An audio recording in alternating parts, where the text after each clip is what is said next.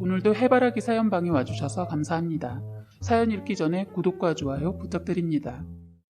안녕하세요. 저는 57세 경기도에 살고 있는 평범한 중년 주부입니다. 살다 세상에 이런 시누이들이 있을까요?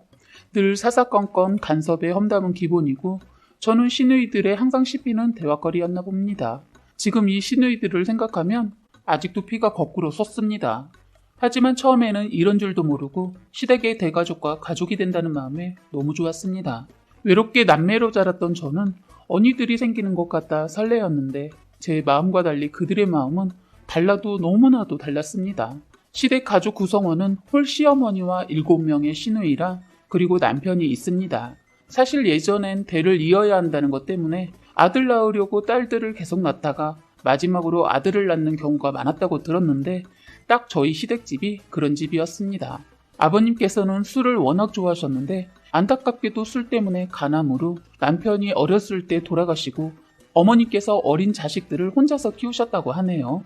그래서 어머님은 자식들을 위해 아버님의 몫까지 일을 해야 해서 너무 어렸던 남편을 보살피는 일은 누나들의 몫이었다고 해요. 누나들이 남편을 번갈아 가면서 애지중지 키우셨다고 들었는데 그건 그거고 딱 거기까지였어야만 했습니다.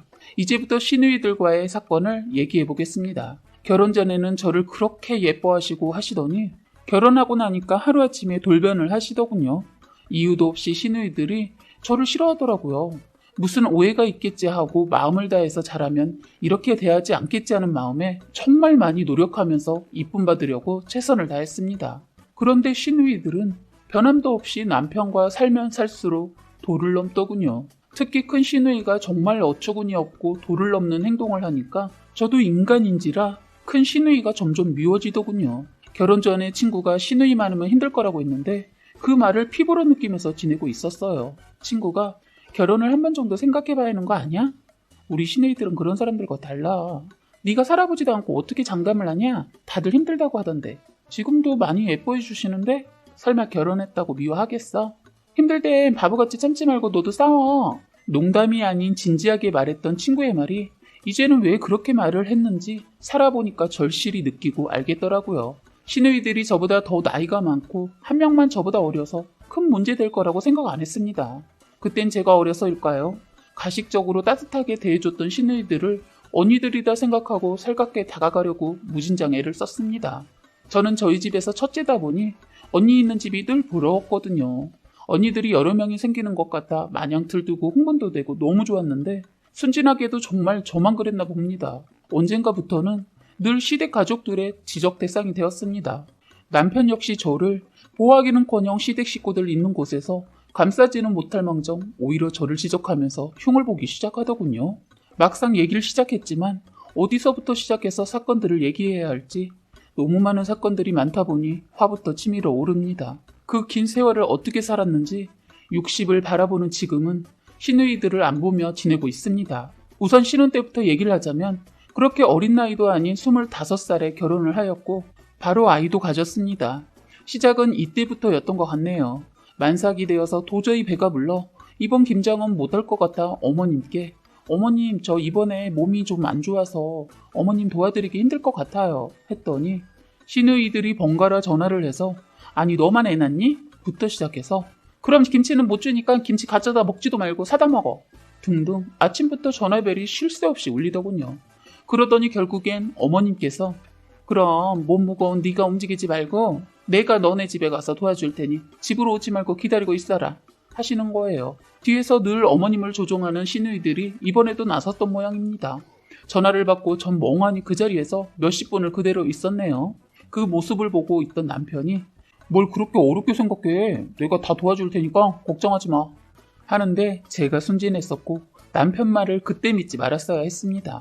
도와준다던 남편은 김장 때 잠만 냅다 자고 자는 남편을 깨우면 시어머니는 노발대발하면서 회사 다니면서 얼마나 피곤하고 힘들면 저렇게 자겠니? 내버려 둬라 더 자게 하시고는 어머니는 말로만 김장을 하시는 겁니다. 사실 요즘은 절인 배추가 있어서 덜 힘들지만 예전엔 대부분 배추를 소금에 절이고 했던 터라 남편의 도움 없이 만삭인 내가 하기엔 무리였습니다. 결국엔 그날 사건이 터지고 말았습니다. 만삭의 몸으로 너무 힘들었던 저는 김장하다 쓰러지고 말았네요. 가까운 산부인과를 가게 되었는데 의사 선생님께서는 제 상태를 보시고는 근부영원 빨리 가셔야 합니다. 이러다 산모 죽을 수도 있고 아이도 위험한 상태이니 빨리 가셔야 합니다. 라고 해서 근처 큰 병원에 입원을 하게 되었습니다.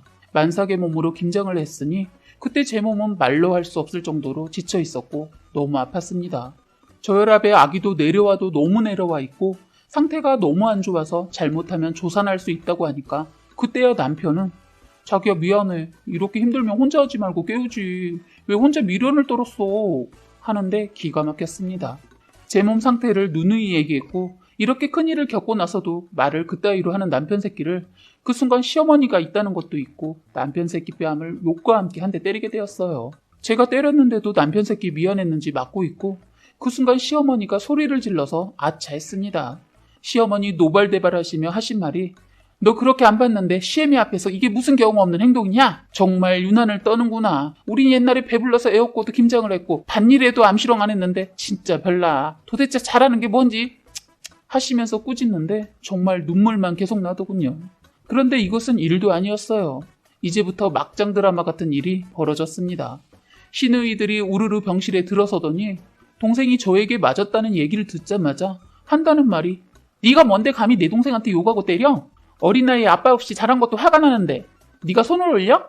병실에서 난리 한바탕이 벌어졌습니다. 안 그래도 몸 상태가 안 좋은데 이런 말을 듣고 스트레스를 받아서인지 몸 상태가 더 안 좋아져서 바로 제왕절개 수술을 하게 되었습니다.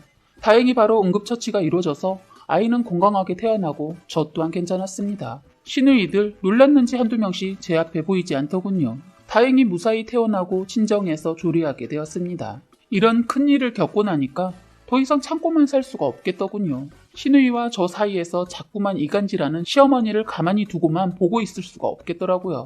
시어머니는 무슨 일 있으면 더 부풀려서 시누이들에게 다 고자질을 하는 분이세요. 그러다 보니까 시누이들이 돌아가면서 전화를 하는 겁니다. 한 번도 아니고 자꾸 반복되는 것을 제가 바꾸어야 살 것 같아서 독하게 마음먹고 시어머니보다 더 시어머니 같은 큰 시누이에게 말했어요. 그동안 있었던 오해와 사건들을 기죽지 않고 다 얘기했더니 그래 그랬었어? 난 엄마 말만 듣고 오해가 있었네 하시는 거예요. 전 모든 것이 잘 마무리되고 좋아지는 줄 알았습니다. 큰 시누이를 믿은 제가 바보였습니다. 큰 시누이는 병원 사건 이후로 더 사사건건 참견하신 것 때문에 스트레스가 장난이 아니었습니다. 저희가 이사를 해서 가구를 다 새 걸로 샀는데 그것도 오셔서 트집을 잡으시는 겁니다. 한다는 말이 왜 멀쩡한 걸 두고 새로 샀어? 돈지랄이야. 돈이 그렇게 많아? 그럼 나도 하나 사줘. 이게 집들이 와서 하는 말입니까? 병원 사건도 있고 해서 껄끄러워서 저는 큰 시누이를 자주 보고 싶지 않은데 시도 때도 없이 저희 집에 오는 거예요. 아들 장가보낸 엄마처럼 안 보면 보고 싶어서 안 된다나 뭐래나. 더 황당하고 어처구니 없는 건 남동생 보고 싶어서 이사를 할 정도면 말 다 한 거 아닌가 싶네요. 시누이와 그전에도 너무 가까운 것 같아 멀리 가고 싶어서 말도 안 하고 이사를 했습니다. 그런데 한 달 지나 시누이가 이사를 집 근처도 아닌 같은 아파트로 이사를 온 것입니다. 그때부터 저는 시누이 시집살이가 시작되었지요. 시누이는 시도 때도 없이 급한 일이 있다며 옳게 내가 오늘 모임이 있어. 애 아빠랑 애들 보낼게. 이렇게 전화가 오는 겁니다. 저도 애챙길이야 제 일도 제대로 못하고 사는데 시누이 가족까지 챙기다 보니까 신랑과 싸움은 더해갔지요.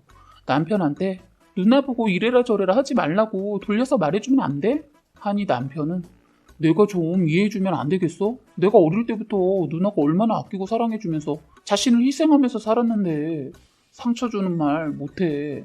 매정하게 어떻게 하냐 하는데 어처구니가 없더군요.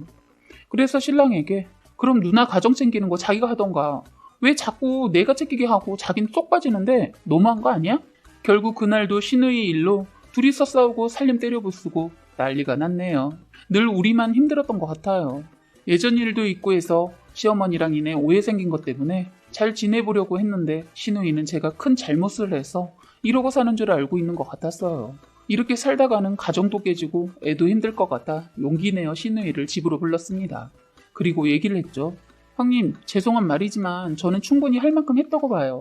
더 이상은 못하겠네요. 제가 형님 몸종도 아닌데 이래라 저래라 하는 걸 왜 전부 따라야 하는지 모르겠어요.